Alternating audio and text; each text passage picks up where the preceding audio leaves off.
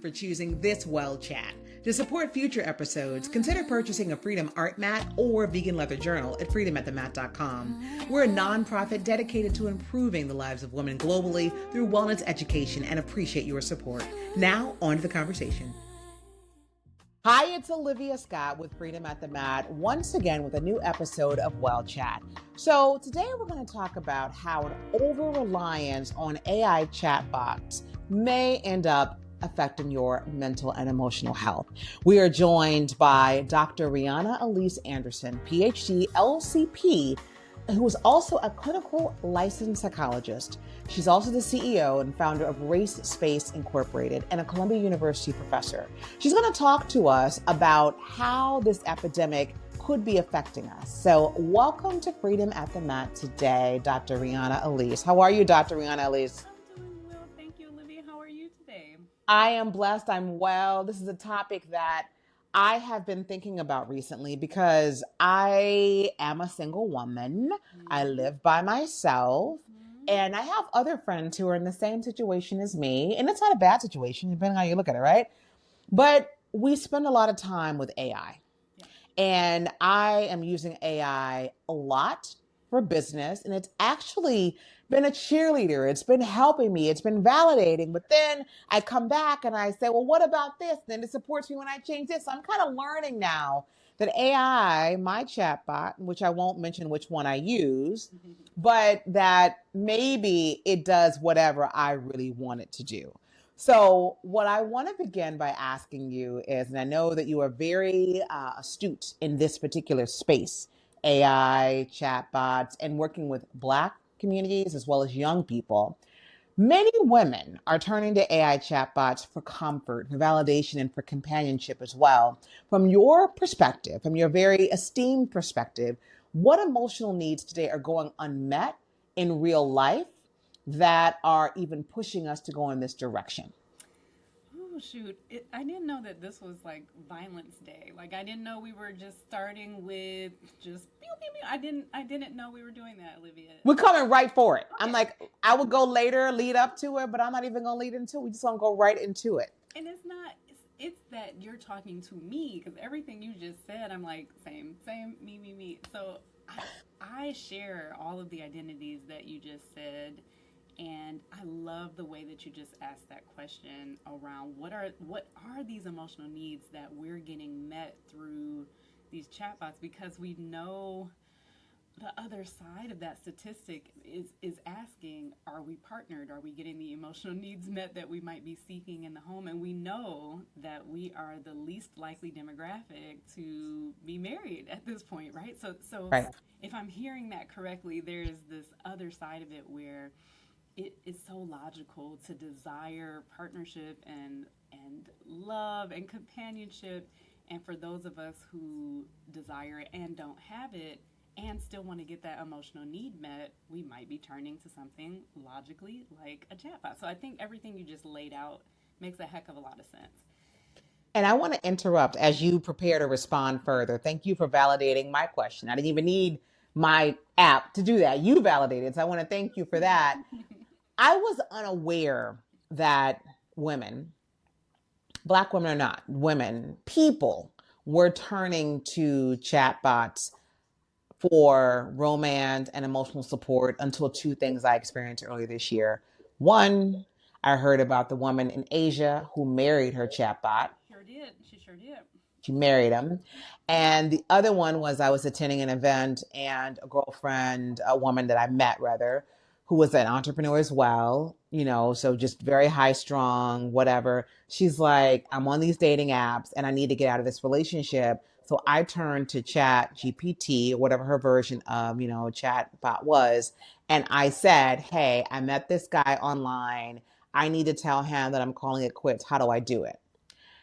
And I was like, you did what? And then she showed me the whole response, and it typed for her the response to say. It also gave her some emotional support. Yeah. And said, well, it's only been a month. Maybe you want to give it another month. I was like, what? Yeah. So I turn that over to you to say, what are we getting? What are we missing? And share whatever you want to share. Yeah, and again, just to to complement what I heard with other real world experiences, I have girlfriends who are using that same type of structural development around dating in all the ways. So it will say, I need to create whether it's a profile or a response to this individual or a game plan for how I want to attack this, right? I have girlfriends who are like, how much time should I spend and what types of responses should I give people who are giving me this type of energy? There's an entire world. So I'm going to back up just a little bit, Olivia, because I think it's really important Please. when we say the word chatbot, what that actually means and what is happening in this world of AI and agent inspired text, right? If one just starts using a chatbot, and like you said, it could be any version of it. So if one starts using a chatbot, you may not understand what is being presented to you. And you've said it really clearly already. Why is this thing like cheerleading everything that I'm talking about? Do they know me? Like, do they have insight to who I am? But AI tools already have baked within its code things that they want to do. So they want to be overly supportive. They want to affirm. And that can be very beautiful. On the one hand, you said cheerleading. I love that term. So they could be rah-rahing and pom-pomming you. But that can also be challenging on the other side of that, where some people, you mentioned, like, just stay in it for another month, see what happens. For that friend, that may not be the best thing for them and what they need.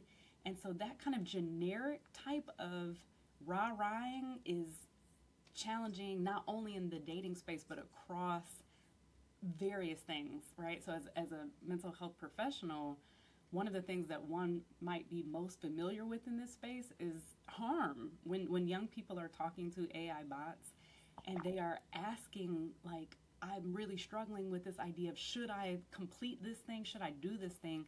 The AI wants to help. So it's like, yeah, complete it. Do it. That's the spirit that it's being coded with. So you're exactly right that it's trying to help you win, but it doesn't know you, and so it's giving you very generic, yes, do the thing, stick with it, you know? Mm. So it's programmed to help us win. It's not programmed to drive us to suicide.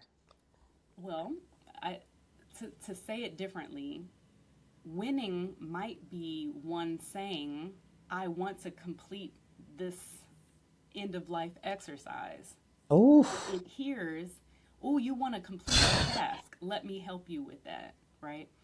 So to bring that back into the dating space, that can open up a world of challenge where you might be experiencing harm with a partner, or you may not want to continue this dating game with someone, but this program really wants to cheer you on or really wants to keep you going. And so it doesn't know you. right. At the end of the day, it doesn't know you. It's not a real thing. It doesn't have the capacity to think. And it's just looking at text and saying, how do I help this person win? Whether winning is the best thing in that moment or not. Got it. Okay, so what do you think the emotional needs are that are going unmet that are driving us to this shift of using the over reliance of AI? What's happening to even make us began to resort to AI in this way? Because I mean, Dr. Riana Elyse, that's what I've been saying. Like, I didn't even think about resorting to it in this way. Yeah. So why are we even considering it? What's happening to us? We are lonely. There's a loneliness epidemic that existed even before COVID. So there are a few things that happened time-wise about a decade ago, and we can't pin it all on social media. We can't pin it all on smartphones, but they probably have something to do with this equation. So the more people were looking down and in this alternate world, the more we started missing each other. And then you throw on that a global pandemic, and then you throw on that now this AI revolution where we're not even talking to each other Right. about our emotional needs and the things that we want to see. That's a lot of compounding factors for loneliness. Okay. And for Black women, again, in particular, I know that we're beautiful. I know that we are resplendent and gorgeous and brilliant and all the things, and not everybody does. And so that gaping hole of trying to get your emotional needs met because we've been more and more ostracized and separated from each other and unable to talk about complicated things. Okay, so I gotta say something real quick, Olivia, Yeah. which is um, a few weeks ago, and this is going to be sensitive for listeners, right? A few weeks ago, we had some really challenging harms in the black family, in this black community, where we witnessed what happened when emotional supports weren't available for men, right? And there were some really big tragedies with respect to the loss of life that black men were engaging in with lethal means, right? I'm saying that because Mm. emotional needs aren't being met really anywhere right now. Men or women. Men or women, Um, in my or people, right? In my yep. opinion, and I think what is also happening is that complex and complicated things generally we're not talking about because we're reducing it all to help me write a bio for this or like swipe, right, rather than having to think critically about something. Everything that we do now is like super task oriented but not Oh. deep. So when you're talking about needing emotional, processing, and we haven't learned to speak in 10 years, like how are we going to do that? You mentioned this whole us being task oriented, and that it's driving us to be more swipe. We're just less emotionally engaged. That's right. And are you saying something I have been hypothesizing, which is the swipe culture and all of not just dating apps, but just like the scroll, it is creating us to be more transactional That's right. in nature, and it has reduced our respective attention span to that of an ant. Mm-hmm. So I no longer have the interest and the time to get really emotionally enmeshed with anything or anyone. That's right. Is that what's happening? Or tell you're the doctor, tell us what's happening. I was just like, when you said that about being task oriented, I was like, wait a minute, what are you really going here? It, it is it's reducing our ability to have depth on anything. So Okay. it's our processing is another way of saying it that's being impacted, right? So like if I don't have to take massive amounts of information and do these things myself, if an AI tool is creating the like synthesizing or the summary Yeah. or the whatever of the thing and I don't have to do it, that means that across you might think it's just for work, but then you go to your relationship and you're like, wait, you just told me something very complex. How am I going to hold all of those things at once, right? We're losing our capacity across spaces to really engage in depth because everything has been just like discrete task. Somebody else do it. I don't have to think. And now I'm scrolling. And now like we're we need to get back to the people. We need to get back to understanding exactly to your point what our own emotional needs are and how we can express that to a partner who's equally engaged in like listening and solving, right? We hope you're enjoying this Well Chat. As a gentle and loving reminder, we're a nonprofit dedicated to improving the lives of women globally through wellness education. To support this podcast, visit freedomatthemat.com and consider purchasing a Freedom Art Mat or journal to keep these convos going. Now, back to the conversation. Absolutely. No, I respect it and I appreciate it. Okay, so how can someone gently check in with themselves to recognize, am I using this tool a little bit too much and I'm depending on it, or I'm using it moderately and appropriately? Oh my gosh, we just were talking about this at our faculty meeting, right? Like, is it a time thing that you say, oh, I'm spending 20 minutes on this, or it helped me to reduce my ability to do this big task down? Like it's so tough to quantify it, right? So I'm not gonna be as helpful for people who want that finite answer. The prescription. Yeah, 2 minutes a day, 5 minutes a day. right. Okay. That's not it. But what I would want you to ask yourself as you're using it is, dang, did I just prevent myself from going deeper into my own bag of knowledge or skills? Did I prevent myself from learning a new skill? When it comes to your friend who asked chat for help on that dating app, what do we get when we struggle with an answer to something? What kind of like, you know, dendrites light up in your brain that's like, oh, I don't know how to say that, or you press send and your cortisol goes up and you're like, oh, I just spiked because I don't know how they're going to respond, versus, oh, that's a nice little line, copy, paste, send, and be about your day. Like, ask Right. yourself, what am I losing or what am I gaining? And that can be a guide. Got it. Okay. So leaning towards deeper into that question, what are some healthy alternatives or practices you'd recommend for women who are seeking emotional grounding, affirmation, connection, or validation, but they want to stay rooted in real world relationships? What Listen, can we turn to? What can we do? you better look to them girlfriends that's been by your side the whole your whole life. They there, you know what I mean? Like, Mm. you know, I think. Go ahead, go ahead, go ahead. No, no, I don't want to interrupt. I just want to, as you were answering, it's like, but my girlfriend's not going to judge me. My girlfriend knows all my business I and love she's going to remind me of. Now, it's interesting. I will say this because AI will also remind you of some things too. that. They're Hmm. keeping track too. So that's probably not the best example. But I think one of the differences with, the AI versus real world is that I don't have to worry about being judged. So help us. I had to.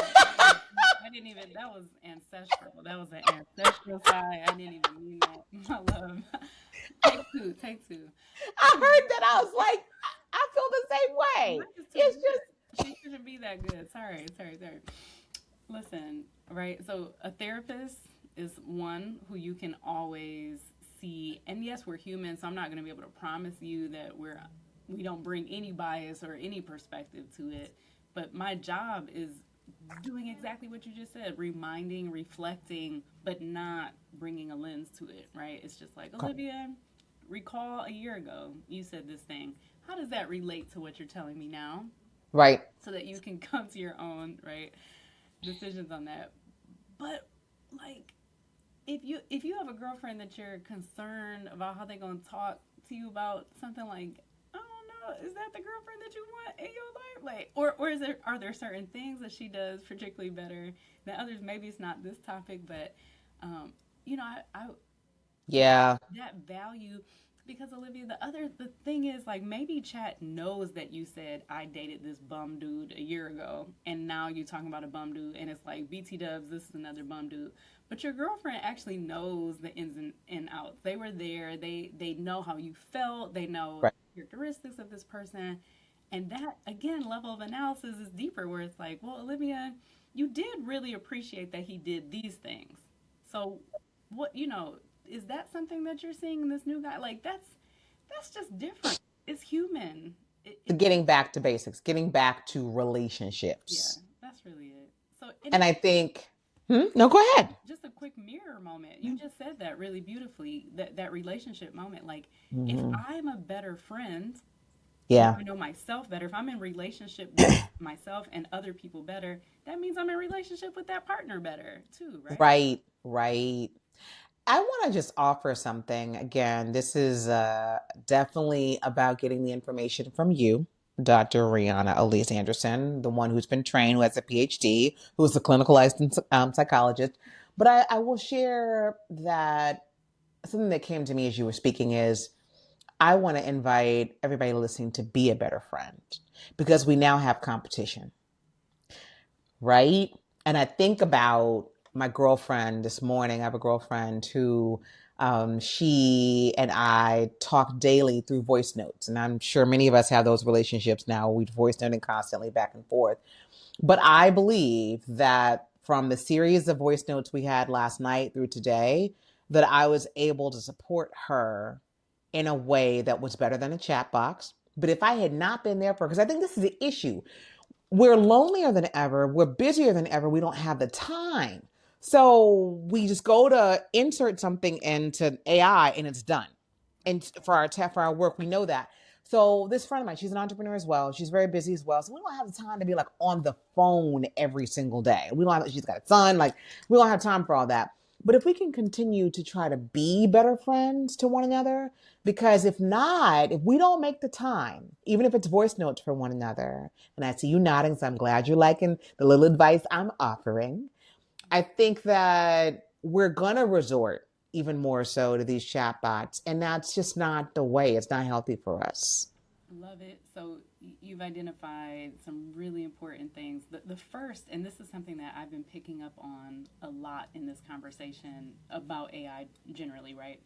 We're creating more time to do things, and what are we doing with that time? So it's freeing us up to do Mm, things, but then we end up doing more and less all at the same time. Like we will veg out more. We will like watch TV, and I'm not coming at anybody who needs to relax and unwind. Hear me right. on that. Right. But like if we fill that time then with 3 hours of scrolling or binging every day, we're not really adding the things back to our life. And again, to your point, if you can voice note with someone, that's a mini moment, right? Like you're engaging in a relationship. That's personal time that that Yeah. chatbot can't replace. So I love that you're saying like what are you filling that time with that connection. But the second thing real quick, we don't want a world and let me step back and then say this. I'm not anti AI. I want to name that. I'm not anti Oh, AI. But we also don't want a world that's going to be so scripted, so predictive that everything that we do and hear and say sounds the same and it gets mashed up. This correct. podcast in particular, you've got two humans who are going off the cuff. We are Yeah. both had a day, like we're both talking to each Right. other. This is human connection that we are going to miss if we keep just offloading the types of relationships or the instructions on what to do in those relationships, if all of that just keeps going out to the AI farms, that's slop. It's going to be slop. It's going to be sloppy. We're all going to sound and be the exact same. So I just want to encourage people to really fight that urge to make that AI bot your assistant for all the things because you're not going to have real relationships with yourself and with others over time, right? Yes, ma'am. All right. Okay. So there are several of us sisters who have found safety in AI chat box now. And it's simply easier for me. I don't have to worry about calling my friend. I don't have to worry about calling it. I just can go and ask the questions. Mm-hmm. How can we reframe vulnerability so that reaching out to real people can become just as appealing and viable for those of us who have found safety and sanctuary in AI? Ooh, such a great question. I would say two things briefly. One is that safety is in the eye of the beholder, and I'll harken back to what we've already talked about today. That there we don't have full understanding of the guardrails of AI. So we don't know, in fact, if it is a safer space. It may feel that way because, as you said, maybe I don't have the eyes of someone else looking at me. This isn't a real person, and so I don't feel judged. But we don't actually know how safe it is. So I would just push back on it actually being a safe space. Okay, thank you. And the second thing is you've named it beautifully already. Like the human experience is all about like breaking and repairing. Like our body is designed to experience gashing and then healing and like that Yep. our bones generate in that way, our blood and our skin, everything about us is about repair and being able to withstand some of the nicks of the world, right? So I'm not Yeah. saying go out there and just be, run into traffic. I'm not saying anything like that with your emotions, right? Like Right. figuratively. But I am saying that the part of the human experience is to feel heartbreak, to feel judged, to feel a tinge of challenge when you're having these conversations because that's who we are. And then we build stronger with those folks and build better. All right. So rounding it out, Dr. Riana Elyse Anderson, we need a word from you. You're not a minister, but you are a therapist for the day. And we need you to tell us what does true emotional nourishment look like? And how can women begin to reclaim that every day of their lives? I know that was heavy.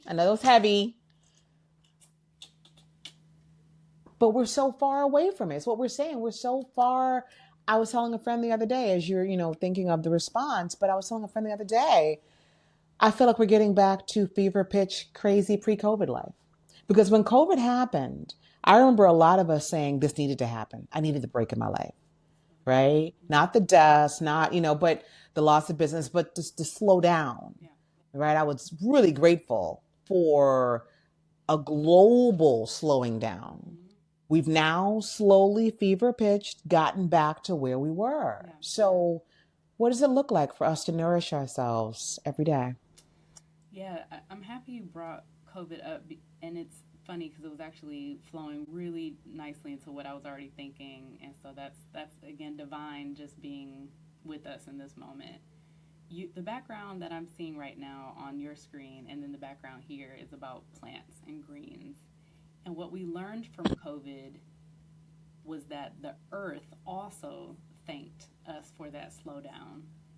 If you heard all the animals back outside, you saw the trees blooming, these hyper blooms, these super blooms that happened right during and after COVID because so many humans weren't stepping on the grounds, and it got everything that it needed from that moment.